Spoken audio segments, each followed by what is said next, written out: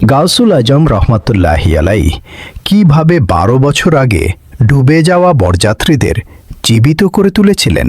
একবার হজরত সৈয়দনা গাউসুল আজম রহমতুল্লাহি আলাই নদীর পাশ দিয়ে যাচ্ছিলেন।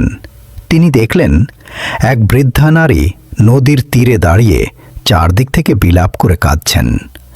একজন মুরিদ দরবারে আরজ করল, হুজুর, এই নারীর একমাত্র ছেলে ছিল।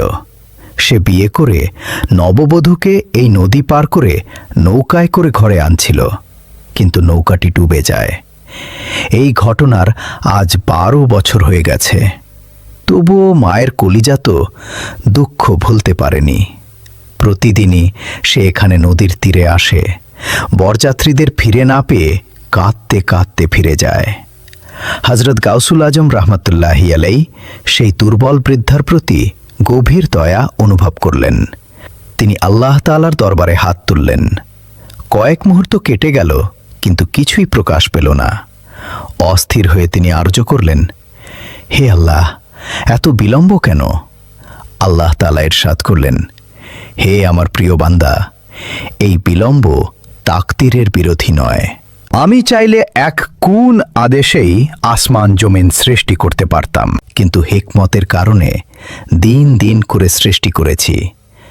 এই বরযাত্রীদের ডুবে যাওয়ার ১২ বছর হয়ে গেছে। তাদের দেহ রিজে রিজে হয়ে গিয়েছিল। আমি প্রতিটি অংশ একত্র করে আবার তাতে প্রাণ ফিরিয়ে দিয়েছি। এখন তারা আসছে।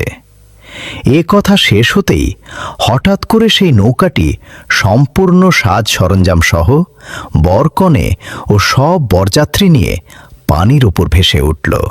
সুবহানাল্লাহ। আপনিও যদি গাউসুল আজম রহমতুল্লাহি আলাইহির একজন আশিক হন, তাহলে কমেন্টে লিখুন সুবহানাল্লাহ এবং লাইক ও সাবস্ক্রাইব করতে ভুলবেন না।